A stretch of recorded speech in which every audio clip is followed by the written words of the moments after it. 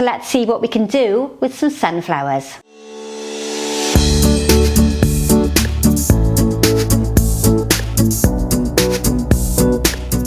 So today's container is quite a rustic terracotta, very earthen looking bowl shaped pot, I suppose. Not a very good description. And I've sat that on a wood slice just to give me some visual weight at the bottom.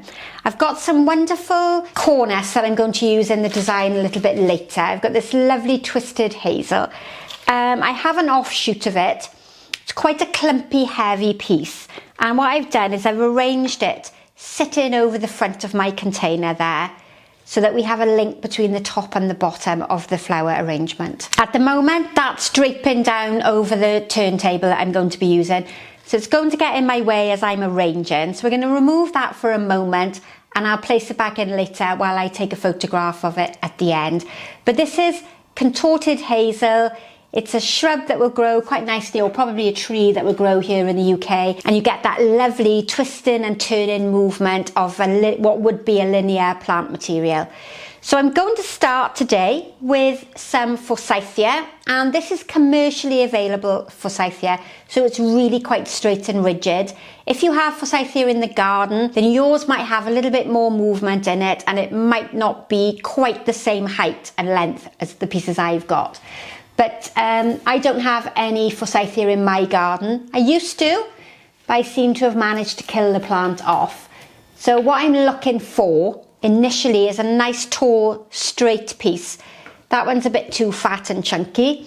I'm going to use secateurs this time because the stem is quite thick and it's better to use the correct tools. And I'm going to work to my left hand side. So I'm in the back of the floral foam, about 2/3 of the way back, and I've got ordinary green floral foam in here, and you can probably tell I've kept it below the level of the container because I don't want to have any side placements, any side shoots, any lateral placements. So I'm almost going in a parallel fashion straight up. By keeping the foam below the level of the container means that I don't have an excess amount of foam to cover, and then I don't get that very traditional look at the bottom. Okay, so the next piece of Forsythia is quite thick and chunky. I'm just going to remove off one or two of the longer pieces from the side so I get a better shape to work with. And I'm almost making two sort of columns of flowers. A column of the Forsythia, and then I'll be doing the same with the sunflowers initially, and then I'll be bringing the blue in the middle. So it's similar to the modern mass arrangement that we did a few weeks ago, and I can link that in the cards here as well. And I have done another arrangement way back when we first started the YouTube channel, which also has sunflowers, and it has a different shaped bowl. So I can link that in the cards here as well for you to go back and see. And for a minute, what I've done is I've made a column effect with the Forsythia. It's very close together, and you'll see that the stems are in that parallel placement. So they're alongside one another rather than radiating out from the center point. That's going to give me my first placement. Now I'm going to start introducing the sunflowers. And I'm going to start with the smaller head of the sunflower and work my way down to the bigger head at the bottom. I don't want my sunflowers to be the same height as my Forsythia. I want it to be a bit shorter so that we have our flowers stepping down towards what will be my sort of focal area at the bottom here. So a really tall position with my Forsythia, and then I'm stepping down with my sunflowers coming down to the larger sunflower at the bottom. Now this, I would say, is the second biggest flower, so that's going to be my next one in this line of flowers. Now, quite often when you're learning floral design, the tendency is to put the bigger flower furthest away. So you start with your largest flower at the top here. But what you really need to consider is as you work down towards the bottom, this area becomes the more dominant section and the focal point. And that's where your bigger flower head needs to be. So I'm stepping them down, and this is very much like the way the sunflowers would grow in the garden. They're a flower that grows straight, as long as the wind doesn't knock it back and forth, but it's a straight, very rigid flower, almost regimented in its effect. And if you looked at a field of sunflowers, they're all straight, all parallel, and all facing the same way. And that's the same effect that I'm trying to create in this arrangement today. So we've got 3 flowers at the moment. I've got 2 sunflowers left. So it's now a decision of which one I think is going to be best at the focal point. And for me, this is a nicer shape, and it would suit a taller position than being down low. The shape is coming down nicely, and if you haven't seen the Back to Basic tutorial, I show you how to make a line arrangement, which really is the start to all floral design. And I've made this staggered line with the flowers as if a ball is very gently bouncing down the staircase. So we go from the left to the right and to the left to the right. We don't have a severe line where the flowers are very regimented underneath one another. Now, my last flower, which I think is the biggest head, and it has a slight twist on the end. So this one works much better for me there at the front, because I can angle it forward and then I can start to get some depth into the arrangement. And instead of the design being really flat, I've opened it up now, and I have a front and a back. We're still very flat at the back, but we're going to work on that in just a second. Now I'm going to introduce some blue, and we might have seen these in a design once before. It's the really pretty little hydrangea, and this is going to give me some base weight, and it's going to give me a blocked and grouped section almost underneath my sunflowers. We're in March, no, we're not in March, we're in May. So the hydrangeas that are coming through, some of them are still quite small. If you're in the autumn where you are, you might be able to use a big hydrangea head that you've got growing in the garden. You could use sedum here, or a big allium head. But what I'm looking to do is to make a sort of massed concentration of the blue hydrangea there in the front. It's almost like a cushioned effect, and it acts as a bit of a foliage. It covers my floral foam, and it gives me some visual weight there at the bottom. My final one, now I'm using 4. Under normal circumstances, that would be the size of one big hydrangea head, but they're small today, so that's what I've had to work with. I'm arranging still in that parallel style. This is often equated to the sort of New York skyline. If you think about blocks of apartment buildings, office buildings, very close together, this style is very similar.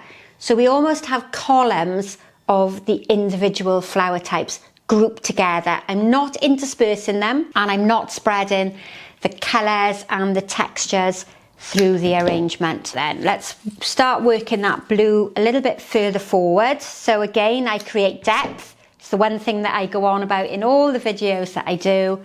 Try and avoid your arrangement being flat.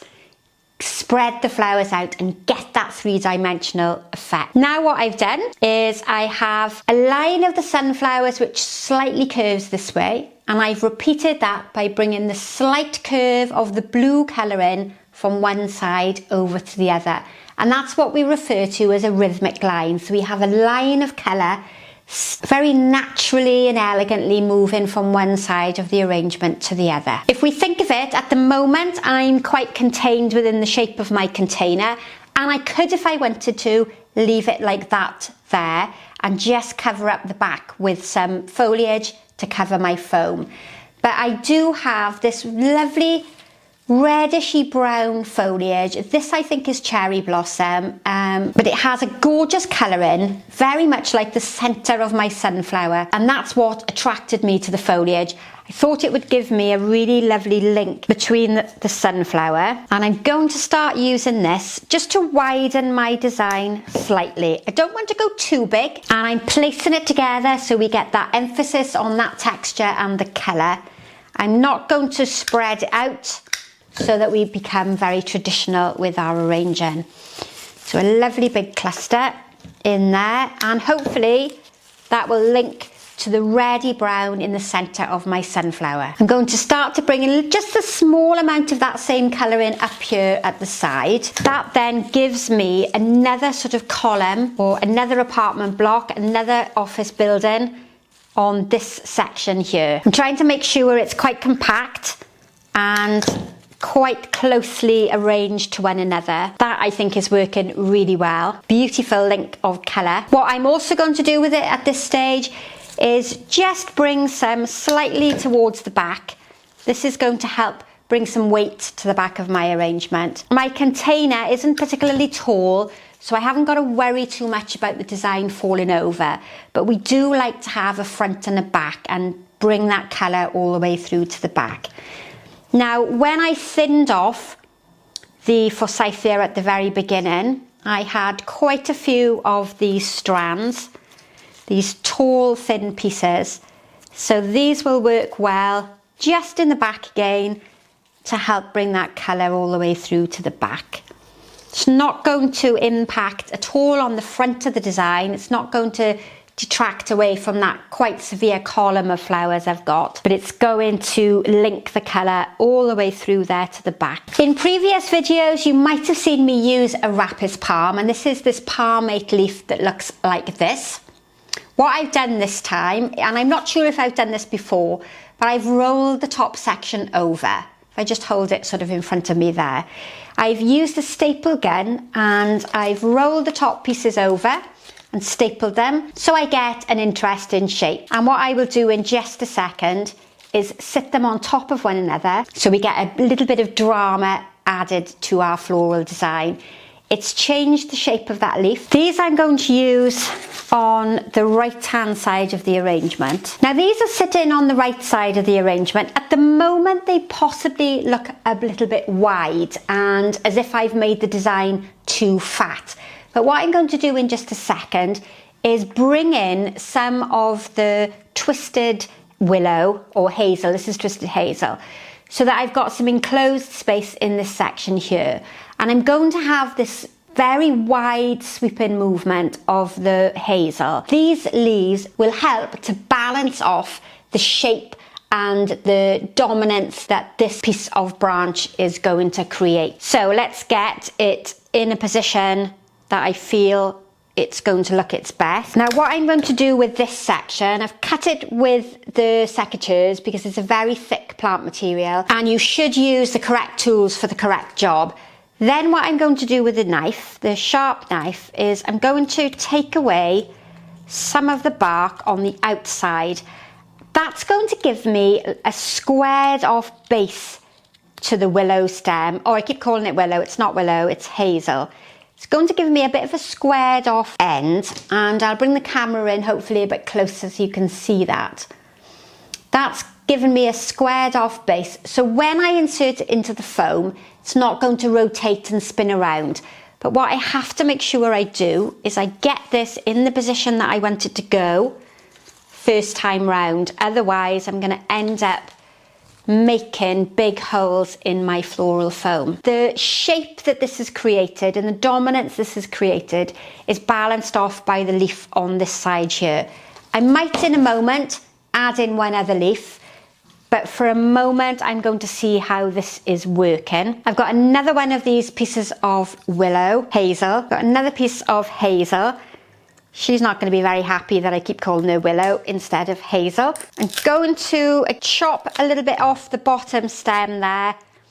The other alternative is if you've got florist tape that you make buttonholes with, you can use two kebab sticks or 2 cocktail sticks and you can wire and tape them onto the bottom there so that you get another anchor point. But that hopefully is going to work quite nicely for me. I'm going to spend a little bit of time jiggling that into the position that I want it to go. It's going to take a bit of time just getting it where I want it to go. Now you could have placed these right at the very beginning if you wanted to, but I feel that it's better to put them in at the end when the design is almost finished, because then you can get a better perspective of where they should be. So we now have that line effect sweeping through the arrangement from one side to the other. I don't feel that I need to put the larger leaf in, because I think it's going to make it too green and too dominant on this section here. But what I am going to do is just place this extra piece of the willow across the front here, and I will take a photograph of this later, so it almost looks like it's coming out of my arrangement down over the front of the container there. So I'm going to find a position where it sits quite comfortably. Not quite sure if the camera's picking that up, because you're maybe not far back enough. But that's my arrangement in the colours of the Ukrainian flag, that really vibrant yellow and the blue. If I didn't introduce myself at the beginning, my name is Sharon. Thank you so much for watching one of my tutorials. Please put a comment in the box below and let me know what you've liked or disliked about the arrangement. Let me know where you're from, because I love to hear what part of the world you're watching from. Please subscribe to the channel, hit that bell to be notified every time I upload a new video. And thanks for watching. We'll see you very soon. Bye for now.